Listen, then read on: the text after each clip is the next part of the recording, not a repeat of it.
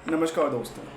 एक नई वीडियो के साथ हाजिर हुआ हूँ और आज इस वीडियो में हम लोग जानने की कोशिश करेंगे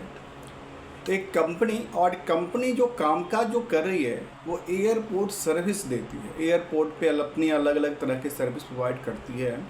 जिसको आप कह सकते हैं कि ट्रांसपोर्टेशंस के लिए हो या एयर सर्विसेज के लिए जो जुड़ी हुई सर्विसेज होती है उसमें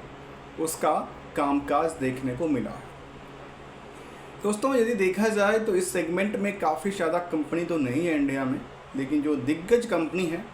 उनमें ही एक का नाम मैं आज शामिल करता हूं। और कंपनी की यदि ओवरऑल इस बिज़नेस को देखा जाए तो बिज़नेस लगातार साल दर साल बढ़ी है, क्वार्टर ऑन क्वार्टर बढ़ी है। लेकिन चिंता की बात ये रही कि कंपनी में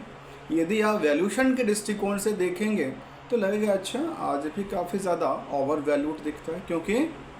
कुछ ऐसे चीज़ें हैं जो उनको एक पैनिक करता है। लेकिन ये पैनिक एक टेम्प्ररी पैनिक है। टेम्प्ररी पैनिक का मतलब ये है कि आने वाले समय जो फ्यूचरिस्टिक्स देखने को मिलता है उसमें शायद ये बेटर कामकाज कर पाएगी, अपनी स्ट्रांगनेस को शो कर पाएगी। फिलहाल इसमें एक चिंता की बात भी रही है। आइए ज़रा समझने की कोशिश करेंगे। जो आमतौर पे कहते हैं कि जो एयरपोर्ट पे सर्विस प्रोवाइड करना जिसमें कि जीएमआर का नाम शामिल होता है, और जीएमआर एयरपोर्ट की चर्चा करने वाला हूँ जो इंडियाज़ में काफ़ी सारे एयरपोर्ट पे रन करती है अपने सर्विस को। इस कंपनी की बात करें तो इनका क्वार्टर ऑन क्वार्टर और ईयर ऑन ईयर जो डेटा निकल के आई वो काफ़ी एट्रैक्टिव रहा। एट्रैक्टिव करने का मतलब जो ये रहा कि इनको यदि कंपेयर भी किया जाए इनकी पीयर्स कंपनी से, तो उनके कंपैरिजन यहाँ स्ट्रॉन्ग की बात शामिल करती है कि company year on year basis में पिछले साल के सेम क्वार्टर से जब आप इनकी लेटेस्ट क्वार्टर को कंपेयर करेंगे बिजनेस को लेकर के, तो उसमें कहता है कि ओवरऑल जो बिज़नेस का मापदंड हुआ वो सेल्स को लेकर ये कहता है कि करीब करीब 33% से ज़्यादा की वृद्धि हुई है। तो प्रॉफिट भी करीब 6% से ज़्यादा इंक्रीमेंटल देखने को मिला है। यदि वहीं पे क्वार्टर ऑन क्वार्टर डेटा को देखा जाए तो 11% से ज़्यादा इनकी रेवेन्यू में ग्रोथ देखने को मिला, तो प्रॉफिट में करीब 45% के आसपास ग्रोथ देखी गई है। फिर सवाल ये आती है कि इनका वैल्यूशन आज भी अंडर वैल्यूड क्यों है और क्यों ये एट्रैक्टिव जोन में देखने को मिला है। इसको सीधे सीधे कह सकते हैं कि एट्रैक्टिव जोन स्टॉक के तौर पे यदि आप जीएमआर एयरपोर्ट को रखें तो शायद ये इसमें कहना गलत नहीं होगा कि इनका ग्रोथ रेट के मुताबिक मार्केट में जो डिमांड बनेगी वो अनएक्सपेक्टेड रखी जा सकती है। अब आती है जो इनका ओवरऑल ग्रोथ कैसा रहा, क्योंकि एक परसेंटेज बेस हमने समझने की कोशिश किया। ये भी जानना ज़रूरी है कि कंपनी का टर्नओवर क्या था, क्योंकि ये जो परसेंटेज है वो नंबर पे डिपेंड करता है। तो यदि लास्ट 12 मंथ की डेटा को देखें टीटीएम के मुताबिक देखा जाए तो करीब 11,000 करोड़ से ज़्यादा की इनकी टर्नओवर क्रिएट होती है, और जिसमें कि इनके पास जो ऑपरेटिंग प्रॉफिट मार्जिन है वो 30-35% से ज़्यादा, नियरली बात करें तो 35% से आसपास देखने को मिला है। अर्थात ये समझ में आया कि जो कंपनी अपनी कारोबार कर रही है, सर्विस प्रोवाइड कर रही है, चाहे वो एयरपोर्ट पे क्लीनिंग का सर्विस हो, चाहे वो ऑपरेशन से रिलेटेड ही सर्विस क्यों है, बेसिकली इनका काम है एयरपोर्ट ऑपरेशंस में सपोर्ट करना, और काफ़ी टेंडर लेती है। इनका काम ही होता है कि एयरपोर्ट्स पे जो सर्विसेज होती है, एयरपोर्ट पे जितने तरीके के काम होते हैं उसका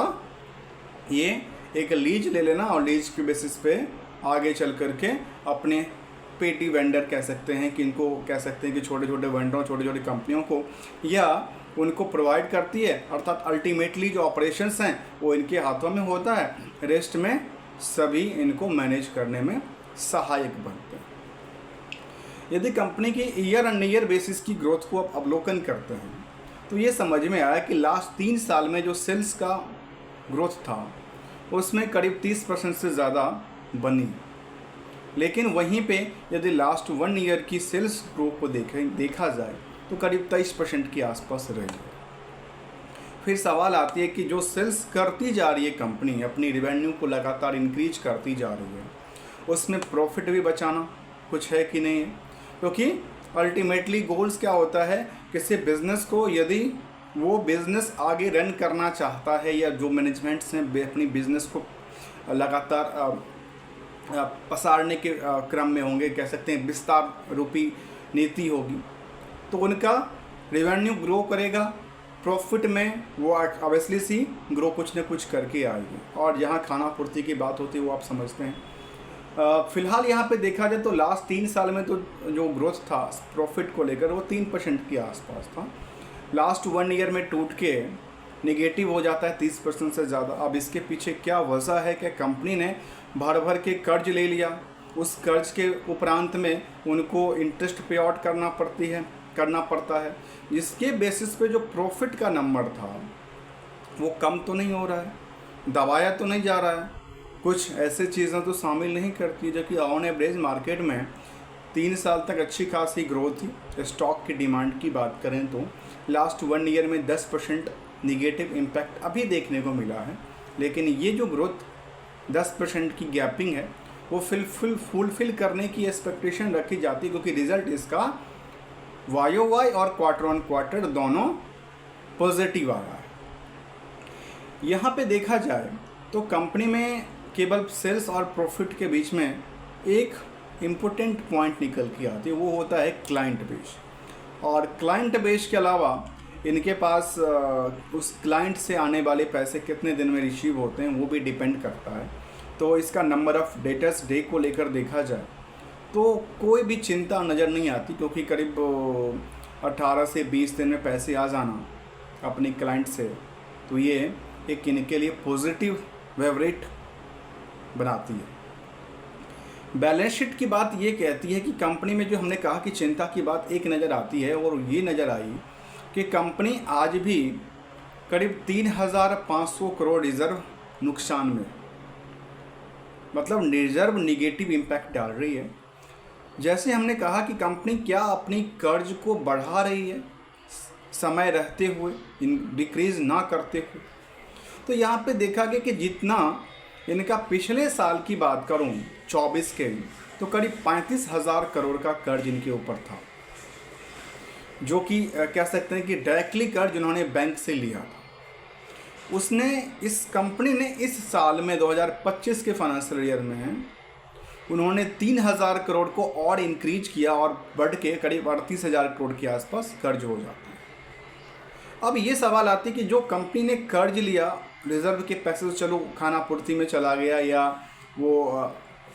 कहाँ गया, कैसे गया, उस पर हम ज़्यादा जानने की कोशिश नहीं करता हूँ। फिलहाल नंबर की बात मैं करूँ तो ये दिखता है कि ये 38,000 करोड़ के फंड को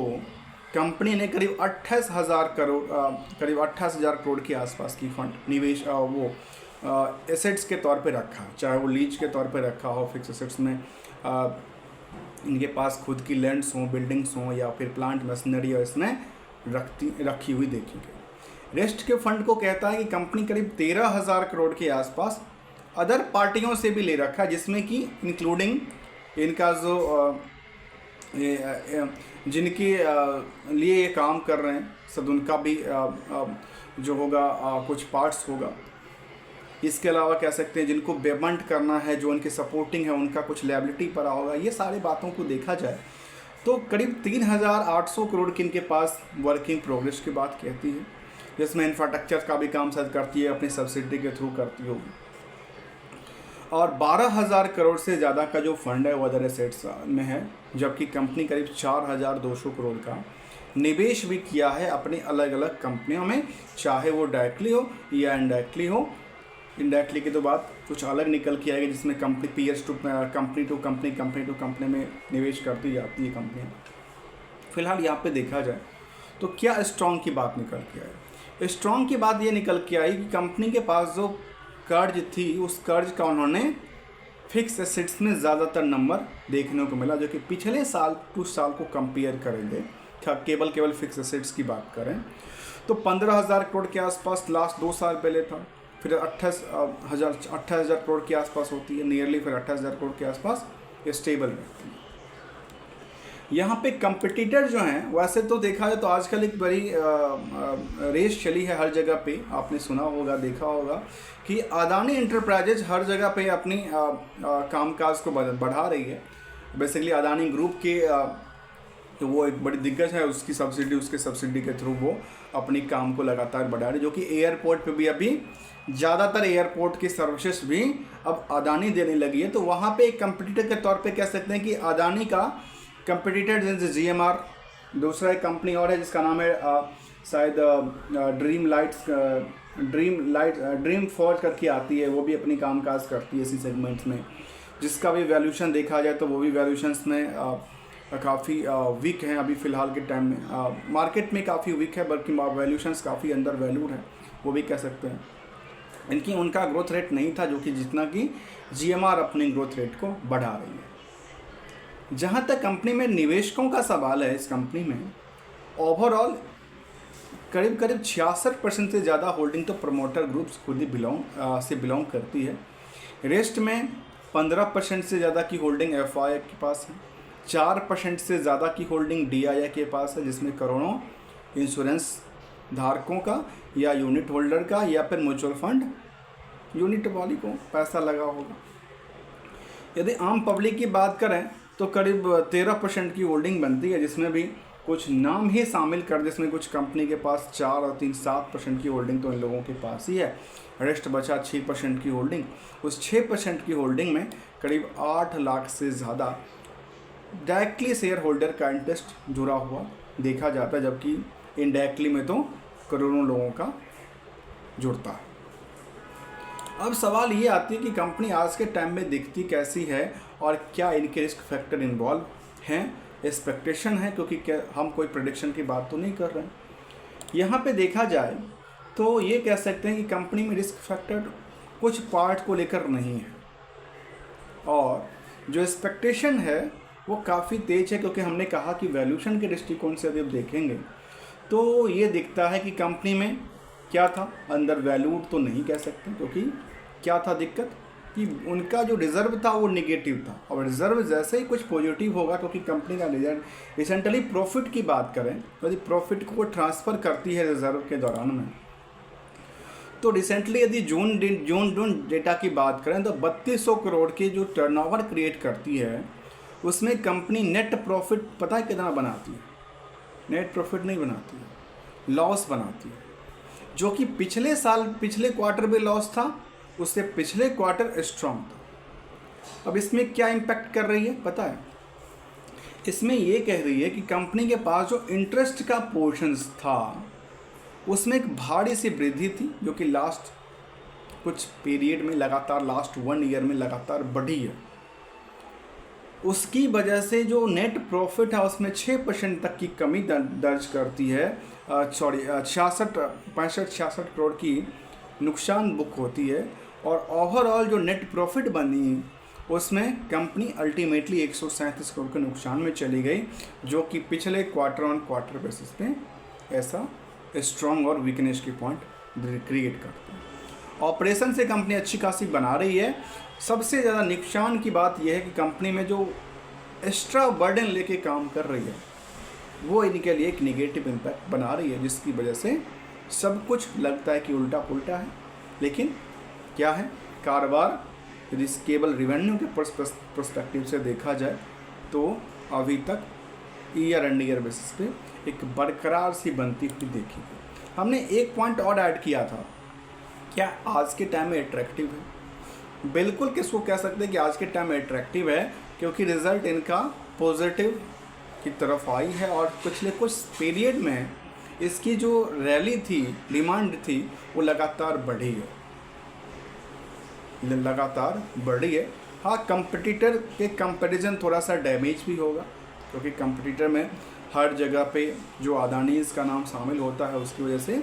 इनको भी कुछ न कुछ,